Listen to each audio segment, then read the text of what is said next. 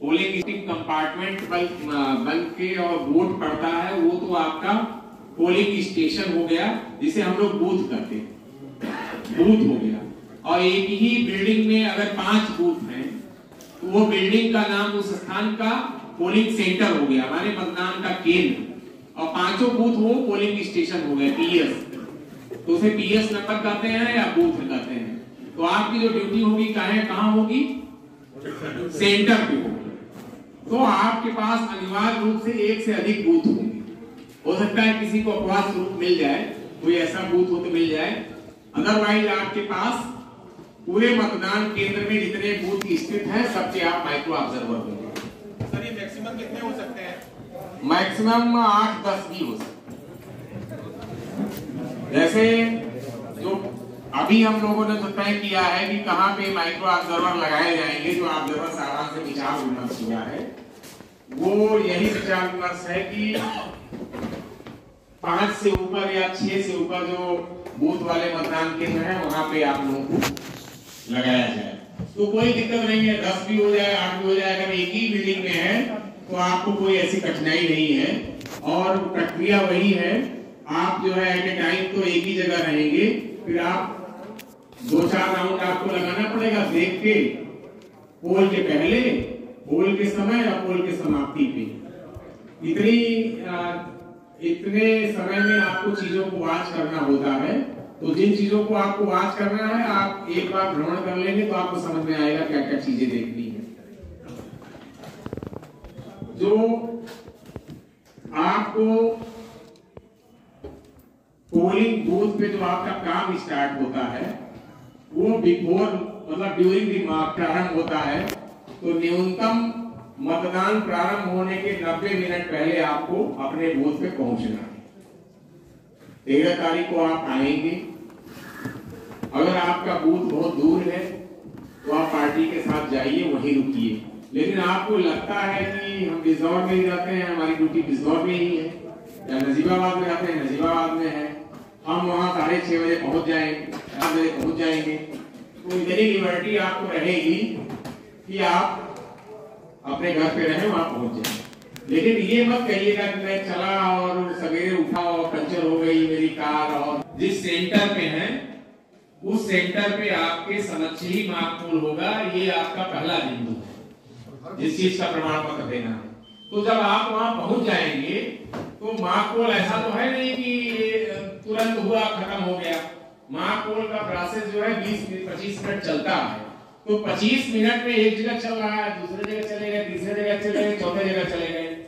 मार्कपोल में जो आपको देखना है वो सिर्फ इतना देखना है कि मार्कपोल के बाद उस रिजल्ट को क्लियर किया गया कि नहीं किया गया। तो आप उस बूथ से बता दीजिए कि भैया मार्कपोल करा लो, मशीन सील करने लगना तो मैं आ जाऊंगा। 90 मिनट का समय है ना, 90 मिनट पहले शुरू हुआ है। और उस 90 मिनट में आपको पता चला 100 मीटर के परिसर में ही तो आपके 7-8 बूथ होंगे। आमतौर पे एक स्कूल होता है, कक्ष संख्या 1 बूथ होता है, 1-2 होता है, 3 होता है, 4 होता है, ऐसे ही होते हैं। ऐसा नहीं कि एक बूथ यहाँ है, एक कलेक्ट्रेट में। तो ये आप अपने दिमाग से निकाल दीजिए कि 10 बूथ मिल जाएगा तो हम कैसे देख पाएंगे। सिर्फ और सिर्फ ये देखना है कि मार्कपोल जो हुआ उसके रिजल्ट को क्लियर किया गया कि नहीं किया गया।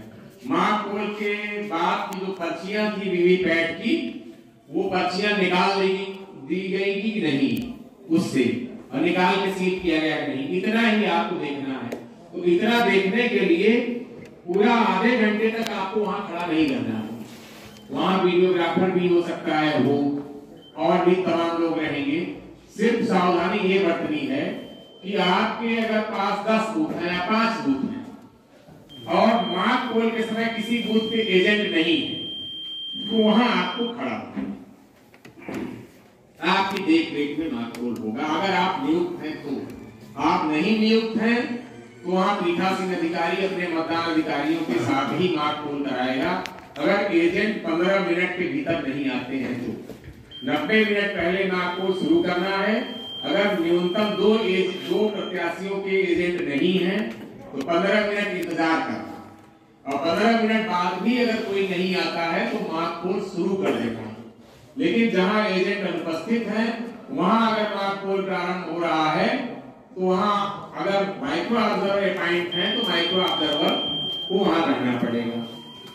ठीक है, तो आप 5 सेट मान लीजिए 5 बूथ हैं, किसी एक बूथ पे एजेंट नहीं आए हैं तो वहां खड़े हो जाइएगा। और जहां एजेंट नहीं है वहां मॉक पोल है हुआ है तो उनकी अनुपस्थिति में तो आपको लिखना होगा कि 15 मिनट का समय इंतजार किया, प्रतीक्षा किया गया, तब भी कोई अभिकर्ता नहीं आया और पीठासीन अधिकारी या मतदान दल की उपस्थिति में मॉक पोल हुआ, वो लीगल है, उसके लिए कोई दिक्कत नहीं है। चुनाव के क्रमांक उसमें पहले से ही लिखा रहता है 1 2 3 4 5 6। दूसरे क्रमांक पे मतदाता सूची का उसका क्रमांक भरा जाता है। मान लीजिए 132 नंबर पे है तो 132 लिखा जाएगा। तीसरे नंबर पे ये लिखा जाता है कि उसने कौन से पहचान पत्र क्या है उसके पास। तो आयोग हर बार चुनाव में पहचान का विकल्प जारी करता है कि कौन कौन से मान्य हैं। तो मान्य विकल्प की एक लिस्ट रहती है पीठासीन अधिकारी के पास, उसमें 12 या 13 विकल्प दिए गए हैं कि कौन कौन से विकल्प हैं जिसको मतदाता ले आएगा तो वही मान्य होगा। तो वो विकल्प दिखाएगा। विकल्प के अगर ईपिक है, मतदाता पहचान पत्र है, तो उस कॉलम में केवल ईपी लिख दिया जाएगा, ईपी। और लास्ट में कॉलम नंबर 4 में वो हस्ताक्षर करेगा या अंगूठा निशानी लगाएगा मतदाता अपना। हस्ताक्षर ऐसा करेगा जो पठनीय हो, ये नहीं कि क्रॉस कर दिया ऐसे कर दिया, मतलब पूरा नाम लिख के हस्ताक्षर करेगा, इनिशियल नहीं बनाएगा। और नहीं कर सकता तो अपना अंगूठा लगाएगा और जो अंगूठा रहेगा उसको घेर के मतदान अधिकारी ही लिख देगा कि राइट हैंड का है, लेफ्ट हैंड का है, जो भी ये करेगा। तो आपकी ड्यूटी ये है कि 17A में प्रविष्टि सही हो। तो हमेशा तो आप देख नहीं सकते, लेकिन आप 7 बजे से 6 बजे तक 4-5 बार देख लीजिएगा, 2-3 घंटे के अंतराल पे। जब आप वहां घूम टहल के आइएगा तो आप देख लीजिएगा कि प्रविष्टि सही हो रही है कि नहीं हो रही है। ये कैसे मालूम होगा? मतदाता रजिस्टर में जो मतदाता आता है, कितने आए, वो सब दर्ज रहता है। तो जब आप टोटल बटन पीठासीन अधिकारी हर 2-2 घंटे में दबा के देखता है कितने वोट पड़ गए, तो सामान्य रूप से मतदाता रजिस्टर में जितने नाम लिखे हैं मतदाता सूची में तो आप पूरा पलट के गिन ही नहीं पाएंगे, एक-एक गिनना पड़ेगा। उसमें आपको पता चल जाएगा 120 लोग मतदान कर चुके हैं, 120 लोगों का मतदान हुआ रहेगा। हो सकता है 120वां आदमी अभी लाइन में हो, क्योंकि उसमें नाम लिख दिया जाता है, स्याही लगती है, फिर वो जाता है, फिर वोट देता है। तो आप देख लीजिए कि अंतिम वाला वोट दिया है कि नहीं दिया है। तो टोटल जो कंट्रोल यूनिट में वोट पड़ी रहेगी और मतदाता क्रमांक जो रहेगा 17A रजिस्टर में, दोनों सामान्य रूप से मिलना चाहिए। मतलब कोई हार्ड फास्ट नहीं है कि मिलेगा ही मिलेगा, क्योंकि कुछ ऐसी परिस्थितियां आती हैं कि इस रजिस्टर में नाम दर्ज हो गया और वोट नहीं पड़ी, वो भी मैं आपको बता दूंगा। तो मतदाता रजिस्टर से आपको मिलान करना है कि जितनी एंट्री है उतनी वोट पड़ी है कि नहीं पड़ी है। सामान्य रूप से अगर वो बराबर रहेगा, अगर बराबर नहीं है तो आपको जानकारी कर लेना है भाई क्यों नहीं बराबर है, और बराबर क्यों नहीं होगा हम आपको बता दे रहे हैं। कोई मतदाता आया, उसका नाम दर्ज हो गया उस सूची में, स्याही भी लगी है, रजिस्टर में नाम भी दर्ज है, उसने बाद में कह दिया कि हम वोट नहीं डालेंगे, तो मतदान अधिकारी सेकंड उसमें लिख देगा कि इन्होंने मतदान करने से इनकार किया, और वो कॉलम को एक निशान बना देगा ताकि उसे पता रहे कि इसमें नाम तो हमारे 120 दर्ज है, लेकिन 2 लोगों ने वोट नहीं डाली। तो एक तो वो व्यक्ति हो गया जो आया, दर्ज हो गया और वो वोट नहीं किया। मतदाता सूची में, मतदाता रजिस्टर 17 में जो भी नाम दर्ज हो जाते हैं वो काटे नहीं जाते, भले वो वोट डाले या न डाले।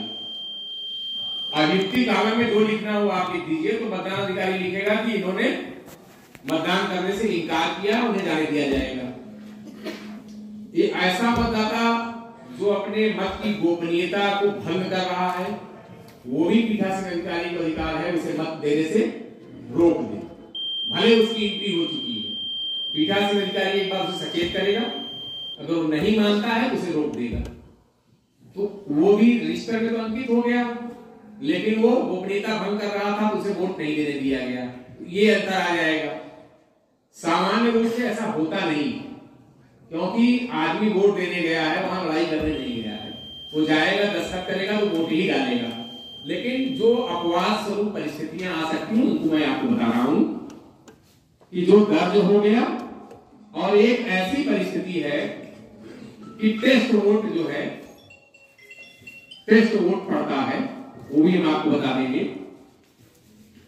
टेस्ट वोट ये होता है कि कोई मतदाता आया और वीवीपैट में पर्ची आती है 7 सेकंड के लिए, और उसने कहा कि भाई हमने तो एक वाले को वोट दिया था और पर्ची में तो 2 वाले का निशान दिखाई दिया था, इसका मतलब आपका सिस्टम ये गड़बड़ है। तो उसको ये अधिकार है 49M नियम के तहत कि इसको चैलेंज कर सकता है कि हमारा गलत है। तो अगर वो ये करेगा तो एक घोषणा पत्र पे हस्ताक्षर करेगा पीठासीन अधिकारी के पास कि हम जो कर रहे हैं वो सही है और हम टेस्ट वोट देना चाहते हैं, और अगर टेस्ट वोट में हमारी बात गलत निकली तो उसमें लिखा रहता है 1000 रुपए का जुर्माना और 3 महीने का कारावास। तो ऐसी चीज लिखी है कि कोई दस्तखत नहीं करेगा, वो क्यों मतदान करने गया है कि 3 महीने का कारावास झेलने गया है। फिर भी वो तैयार हो ये सब करने के लिए, अगर तैयार है तो उसे टेस्ट वोट का अवसर दिया जाएगा। लेकिन जो टेस्ट वोट है वो टेस्ट वोट है, वोट तो उसकी पड़ चुकी है। तो टेस्ट वोट जो है बिल्कुल खुली होती है। वो टेस्ट वोट किसको देगा ये दिखा के देगा। तो टेस्ट वोट की एंट्री मतदाता रजिस्टर में होगी, उस मतदाता रजिस्टर में अगले क्रमांक पे टेस्ट वोट लिखा जाएगा और वो कॉलम भरा जाएगा, और एजेंट के साथ वो व्यक्ति जब दस्तखत कर देगा प्रारूप पे तो टेस्ट वोट देने जाएगा। पीठासीन अधिकारी रहेगा, एजेंट रहेगा, और उससे कहा जाएगा आप अपने पसंद के व्यक्ति का बटन दबाइए, और जिसका दबाएगा आपको पहले ही बता देगा तो आप भी जानते रहेंगे। तो जब दबाएगा तो सबकी नजर उसी पर्ची पे रहेगी, तो 100% पर्ची उसी की निकलेगी, क्योंकि मशीन तो ये गलत कर नहीं सकती। अगर आप जो है सिस्टम में 500 रुपए भरे हैं विड्रॉल में, तो 500 रुपए वो सिस्टम काटेगा, 5000 थोड़ी काट लेगा अगर आपने सही भरा है। तो सिस्टम तो गलत करता नहीं, देखिए। तो वो जो है वो पर्ची निकलेगी, आप 7 सेकंड तक आप लोग देखेंगे, एजेंट भी गवाह के रूप में रहेंगे। तो उसका टेस्ट वोट जो है जो उसने दिया वो उसका परिणाम लिखा जाएगा कि किसको इन्होंने दिया टेस्ट वोट और पर्ची किसकी निकली, और वो बैठा लिए जाएंगे, मतलब जेल जाएंगे, क्योंकि उन्होंने गलत चैलेंज सिस्टम को डिस्टर्ब किया है। और वो जो टेस्ट वोट होगी वो वोट माइनस होती है, और किसके वोट से माइनस होगी वो भी लिखा जाएगा मतपत्र लेखा में कि टेस्ट वोट कितनी दी गई ये और किसको दी गई वो, और जितना आपके कंट्रोल यूनिट में वोट पड़ी है टोटल संख्या वो रहेगी, और लिख दिया जाएगा एक वोट वो किसको गया है। और जब गणना होगी तो उस व्यक्ति के इस मशीन के द्वारा जितने वोट बताए जाएंगे उसमें से एक वोट माइनस हो जाएगी, क्योंकि वो टेस्ट वोट थी। सर टेस्ट वोटिंग के समय पर क्या हमें प्रेजेंट होना पड़ेगा? कौन? आपको वहां नहीं जाना, आपको कहीं नहीं जाना। आप जो है पीठासीन अधिकारी के कार्य में आपको कोई हस्तक्षेप नहीं करना है, लेकिन वाच करना है। अगर टेस्ट वोट दिया जा रहा है तो आपको पता चल जाएगा कि भाई टेस्ट वोट का मामला आ गया है हमारे इस बूथ पे, तो आप खड़े हो जाइए, ठीक है, आप खड़े हो जाइएगा। और वो ओपन है, वो ऐसा कोई है नहीं कि आप नहीं देख सकते, एजेंट देख सकता है, वो तो खुला मत है ना। तो आप माइक्रो ऑब्जर्वर हैं तो आप भी वहां दर्शक के रूप में उसको देख सकते हैं, कोई मनाही नहीं है। क्योंकि जब रिपोर्ट बनेगी तो आपसे भी लिखा जाएगा ना टेस्ट वोट पड़ी और टेस्ट वोट में सही पर्ची निकली, कोई चोरी छिपे तो हो नहीं रहा है, तो आप वहां देख सकते हैं। बट ये कोई हार्ड एंड फास्ट नहीं है कि आप वहां खड़े ही नहीं, लेकिन उचित होगा, ऐसा अवसर आएगा नहीं। आज तक एक भी टेस्ट वोट नहीं पड़ी। ये क्लास इतना खतरनाक है, और अगर 3 महीने और जो इसलिए है कि बहुत सारे लोग ऐसे होते हैं जो इस व्यवस्था में तमाम नुक्ताचीनी करते रहते हैं, तो आयोग पारदर्शिता के नाते सारी व्यवस्था बनाता है। तो एक वो सिस्टम हो गया, उसमें से घटेगा। आपको हम बता इसलिए रहे हैं कि आपका मतपत्र लेखा का मत और इसमें पड़े वोट और आपका 17 जो ये मतदाता रजिस्टर है, तीनों का हिसाब किताब मिलना चाहिए। जैसे अगर आपने कैश से मार्क पोल में जितना वोट दिया गया जिसको, वो आप लिख लेते हैं। आपका मतलब एजेंट और हमारे जो मतदान दल के लोग रहेंगे, किस प्रत्याशी को कितना वोट डाला गया, जब डाला जाएगा तभी लिख लेंगे। इनको 5, इनको 3, इनको 2, नोटा को 3 लिखे रहेंगे। फिर मशीन कितना बताई वो लिख लेंगे, फिर पर्ची कितनी निकली वो लिख लेंगे, और तीनों में कोई भिन्नता नहीं होनी चाहिए, तभी ये माना जाएगा मार्क पोल सही हुआ। मार्क पोल में डाले गए मत प्रत्याशियों को सीयू कंट्रोल यूनिट के रिजल्ट द्वारा प्राप्त मत कितने हैं और वीवीपैट से प्राप्त पर्ची कितनी है, तीनों बराबर होना चाहिए। तीनों में अगर भिन्नता है तो मतलब गलत हुआ है, मार्क पोल माना नहीं जाएगा। अब मशीन तो गलत करती नहीं है, अब पता चला किसी को 4 दिए हैं, 3 लिखा रहे हैं, इसीलिए मार्क पोल में पूरी सावधानी बरतनी चाहिए। एक मतदान अधिकारी पहले ही लोगों का नाम उसी क्रम में लिख लेगा और आप क्रम से वोट डलवाइए मार्क पोल में। वो कहिए भैया पहले तो इस एजेंट से ही कहिए कि वोट दो, और उससे जो है अगर मान लीजिए किसी दल के एजेंट नहीं है तो सभी को वोट देना, उसी एजेंट से कहिए भैया इनको भी तुम देख लो, इस बटन को देख लो। तो मार्क पोल में जितने आपकी बटन खुली हुई है इंक्लूडिंग नोटा सहित सबको मत देना है, और 50 वोट बढ़नी है। 50 की 51 हो जाए, 52 हो जाए, 53 हो जाए, कोई दिक्कत नहीं है, 50 मत देके देखना है इसको। तो मार्क पोल बड़ा महत्वपूर्ण प्रोसेस है। अब एक मार्क पोल और होता है, वो भी जान लें आप। अगर ड्यूरिंग दी पोल आपकी मशीन बदली गई, अगर मार्क पोल के समय ही बदल दी गई तो कोई दिक्कत नहीं है, ये मार्क पोल बेकार हो गया, दूसरा मार्क पोल होगा, आपको वो रिजल्ट लिखना है। लेकिन ड्यूरिंग दी पोल अगर आपकी मशीन खराब हुई, बीयू या सीयू, कोई बैलेट यूनिट या कंट्रोल यूनिट, बैलेट यूनिट जो है वो उधर रखी है, कंट्रोल यूनिट ये है, बीच में वीवीपैट है, ये तो सब जानते हैं ना। तो अगर ड्यूरिंग दी पोल आपका ये किनारे वाली है वो खराब हो गई तो पूरी मशीन बदली जाएगी, और पूरी मशीन बदली जाएगी तो फिर मार्क पोल होगा, लेकिन वो संक्षिप्त मार्क पोल होगा। माने जितने लोग हैं उसमें एक मत दिया जाएगा। क्यों ऐसा क्यों होता है? सीमित समय है ना, मशीन खराब हो रही, लगातार मार्के पोल कर रहे हैं तो पोल कब होगा? तो समय को बचाने के लिए संक्षिप्त मार्क पोल होता है, एक मत नोटा सहित दिए जाते हैं, फिर मशीन को क्लियर किया जाता है, इसकी पर्चियां निकाली जाती हैं, एक दूसरे काले रंग के लिफाफे में उनको रखा जाता है, फिर मशीन को सील किया जाता है, आपका ये रिजल्ट सेक्शन सील होगा, और उधर जो है वीवीपैट का ड्रॉप बॉक्स वाला सील होगा, और फिर एक्चुअल पोल शुरू होगा। ठीक है, मशीनों को बदलने का भी आप लोग थोड़ा जाने रहिए। अगर जो है मार्क पोल तक कोई मशीन खराब होती है तो 3 में से जो खराब होगी केवल वही बदली जाएगी, और उसको मेंशन करने की आपको कोई जरूरत नहीं है, वो काम सेक्टर मजिस्ट्रेट का है, वो लिखेंगे।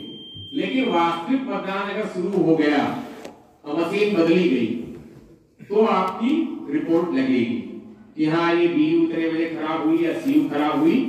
तो अगर वास्तविक मतदान के समय केवल वीवीपैट खराब होता है तो वीवीपैट ही बदला जाता है और संक्षिप्त मार्क पोल नहीं होता। ठीक है, लेकिन बीयू या सीयू अगर खराब होगी तो पूरी मशीन बदली जाएगी और मार्क पोल संक्षिप्त मार्क पोल किया जाएगा ड्यूरिंग द पोल। आप समझ रहे हैं? और अगर ड्यूरिंग द पोल एक भी वोट पड़ गई है, पोल अगर आपकी मशीन में एक वोट भी पड़ी है तो ये आपका पूरा का पूरा मशीन जो है ये निर्वाचन का हिस्सा हो गया, मतलब स्ट्रांग रूम में जाएगी, आप जान लीजिएगा, और दोनों का अलग अलग मतपत्र रेखा बनेगा। अगर 3 वोट इसमें पड़ गई है इस मशीन में तो 3 वोट का लेखा जोखा अलग बनेगा। अगर पूरी मशीन बदली है केवल वीवीपैट बदला है तो नहीं बनेगा पिन, एक ही बनेगा। लेकिन पूरी मशीन बदली है तो अलग अलग लेखा जोखा होगा। समझ रहे हैं? और मशीन जमा होगी। उस दिन हमारे पास 4 कैटेगरी की मशीन होती है, आप जाने रहिएगा। मशीन जब कहें तो तीनों का नाम लीजिएगा, समझिएगा। एक कैटेगरी ए होती है, एक कैटेगरी माने पोल्ड ईवीएम, इसमें मतदान हुआ, कैटेगरी ए। कैटेगरी बी हुई डिफेक्टिव पोल्ड ईवीएम, मतदान हुआ लेकिन वो खराब हो गई, तो मतदान तो हुआ ही है। तो ए कैटेगरी बी कैटेगरी दोनों जो है पोल का हिस्सा है, पीठासीन अधिकारी सील करके ले आता है, दोनों को जमा करता है, दोनों जमा होगा। ये तीसरी कैटेगरी होगी डिफेक्टिव ईवीएम। ये मार्क पोल के समय तक, एक्चुअल पोल के पहले तक जो खराब हुई वो है कैटेगरी सी। एक कैटेगरी डी है जो रिजर्व में सेक्टर मजिस्ट्रेट के पास रहती है, वो कैटेगरी डी हुई। सी और डी का वो पोल का हिस्सा नहीं होती, वो मशीनें सेक्टर मजिस्ट्रेट के अभिरक्षा में रहेंगी, आरओ के पास जाएंगी, दूसरे जगह रखी जाएंगी। तो आपका कंसर्न किससे है? कैटेगरी ए और बी से, क्योंकि दोनों पोल्ड ईवीएम है। ये पोल्ड ईवीएम है और बी डिफेक्टिव पोल्ड ईवीएम। आप समझ रहे हैं? तो दोनों का संबंध आपसे है, तो आपका कंसर्न 2 से है, 2 के बारे में आपको पूरा हिसाब किताब रखना होगा। अब मशीनों के बारे में चला के अभी आपको ये बता देंगे, सामान्य व्यवस्था के बारे में हम बताते हैं। वहां कुछ ऐसे इशू आएंगे कि आपके सामने की समस्या आएगी कि ये मतदान कर सकता है कि नहीं कर सकता है। मतदान अभी लिटरेचर जो होगा वो अभी एडीएम साहब आपको डाल देंगे, 4 पढ़ने का है, वो पढ़ लेंगे तो आप पीठासीन अधिकारी, मतदान अधिकारी, माइक्रो ऑब्जर्वर, P1 P2 सब का काम कर लेंगे। इतना बढ़िया लिखा हुआ है, 4 ही पेज है, तो वो आपको हम उपलब्ध करा देंगे। अब वहां पे तरह तरह के मतदाता आएंगे, आप रहेंगे तो आपको भी बताना पड़ेगा, रोकना पड़ेगा। एक होती है एएसडी लिस्ट, एब्सेंटी, शिफ्टेड और डेथ। आपके रिपोर्ट में भी कॉलम है कि एएसडी के बारे में, एएसडी वोटर्स आए या उनको वोट देने दिया गया नहीं दिया गया। तो हमको सामान्य चीजें ये बताइए, अगर आरओ द्वारा किसी पार्टी को मतदाता सूची के साथ पीठासीन अधिकारी को एक एएसडी लिस्ट सबको दी जाती है, वो दी गई है, और एएसडी लिस्ट में जो डेथ वाली लिस्ट है उसका कोई वोटर आ गया तो उसे मतदान कराने दिया जाएगा कि नहीं? नहीं कराने देंगे।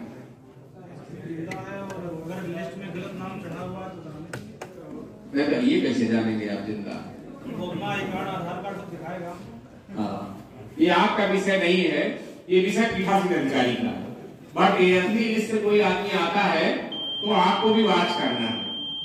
एक सामान्य नियम में जान लीजिए कि जिस भी व्यक्ति का नाम पीठासीन अधिकारी के पास जो मतदाता सूची है उसको मार्क कॉपी कहते हैं, चिन्ह प्रति। पीठासीन अधिकारी के पास जो मतदाता सूची है उसमें जिसका भी नाम है और उसके पास वैध पहचान पत्र है, विकल्प वैध माने 12 प्रकार के, तो वो मत देने का अधिकारी है। अब उसमें कई प्रकार के आ जाएंगे, उसमें 2 चीजें आपको छोड़नी पड़ेगी। 2 लोग उसमें से केवल वोट नहीं दे सकते। एक जिसके नाम के आगे पीबी लिखा है, पोस्टल बैलेट, डाक मत पत्र, वो मत वहां नहीं दे सकता। वो डाक से या तो मतदान कर दिया होगा, नहीं कर दिया होगा तो उसका वहां इलेक्शन ड्यूटी सर्टिफिकेट, ईडीसी जिसपे लिखा है वो व्यक्ति वहां तभी मतदान कर सकता है जब इलेक्शन ड्यूटी सर्टिफिकेट एक फॉर्म 12B जारी होता है आरओ द्वारा, आयोग देता है। वो आरओ के दस्तखत से जारी किया हुआ वो प्रमाण पत्र जब वो लेके आएगा तब वो वहां पे दे सकता है, चाहे वहां मतदाता हो चाहे न हो। जैसे हम बूथ नंबर 20 के हम मतदाता हैं, हमको ईडीसी मिल गई और हम बूथ नंबर 20 पे ही मेरी ड्यूटी लग गई किसी काम में और ईडीसी लिखी है, तो हमारे नाम के सामने ईडीसी लिख गया है। हम जब ईडीसी सर्टिफिकेट देंगे तभी हम वहां वोट दे सकते हैं। और नहीं भले हम वहां वो कहना है वोट नहीं दे सकते। इसी तरीके से आपको ईडीसी जारी है, ईडीसी किसको जारी होता है ये भी जान लीजिए। ऐसा मतदान कार्मिक या पोलिंग ड्यूटी से जुड़ा हुआ कोई भी व्यक्ति, चाहे सरकारी हो चाहे गैर सरकारी, जो उसी विधानसभा का मतदाता है और उसी विधानसभा में उसकी ड्यूटी लगी है, उसको ये अधिकार है कि फॉर्म 12A के आधार पे आरओ से इलेक्शन ड्यूटी सर्टिफिकेट प्राप्त कर ले और इलेक्शन ड्यूटी सर्टिफिकेट के आधार पे वो उस दिन किसी भी बूथ पे मतदान कर सकता है। कोई जरूरी नहीं उसमें बूथ लिखा हो। अगर आरओ द्वारा बूथ मेंशन कर आरओ को पता होगा कि इनकी ड्यूटी किस बूथ पे है, नहीं पता होगा तो आरओ उसको ईडीसी दे देते हैं और छुट्टा है तो जहां जाएगा वहां वोट डाल सकता है। और आप उस विधानसभा के मतदाता नहीं है लेकिन जिले में कहीं भी मतदाता उसमें नहीं है तो आपको पोस्टल बैलेट से मत का अधिकार है आपको, लेकिन उसके लिए आपको फॉर्म 12 भर के आरओ को देना होगा। फॉर्म 12 के साथ ड्यूटी ऑर्डर लगाना होगा कि हमारी ड्यूटी लगी हुई है इलेक्शन में। एक आपको वोटर आईडी लगानी पड़ेगी जो मान्य है। उसके बाद आरओ आपको डाक मतपत्र जारी करेगा और मतदान कर सकते हैं। तो कितने लोग इसमें से ऐसे हैं जो इस जिले में वोटर हैं? तो आप लोग फॉर्म 12 लिए हैं कि नहीं लिए? नहीं लिए। आपको कल परसों ये सुविधा है कि विवेक कॉलेज में जाके 11 बजे से 5 बजे के बीच कभी भी मतदान कर लीजिएगा, मैं वहां रहूंगा। आपको केवल एक ड्यूटी ऑर्डर ले जाना है, ये आपका एक आपको फोटो पहचान पत्र अपना ले जाना है और आपको फॉर्म 12 वहीं मिल जाएगा, वहीं भर लीजिएगा। बहुत सिंपल है। आपको ये पता होना चाहिए कि आप मतदाता सूची के किस भाग संख्या के किस क्रमांक के वोटर हैं, इतना आपको पता होना चाहिए। ये आपको वोटर हेल्पलाइन से आपको मालूम हो जाएगा सब लोगों को। तो पोस्टल बैलेट से वोट पड़ रही है कार्मिकों की, तो आप लोगों से भी अनुरोध है कि अगर आप वोट देने की इच्छा रखते हैं तो कल और परसों में से किसी दिन जाके आप मतदान कर लीजिएगा। बाद में कहिएगा साहब हमें वोट नहीं देने दिया गया। ये आपको एक अपॉर्चुनिटी दी जा रही है।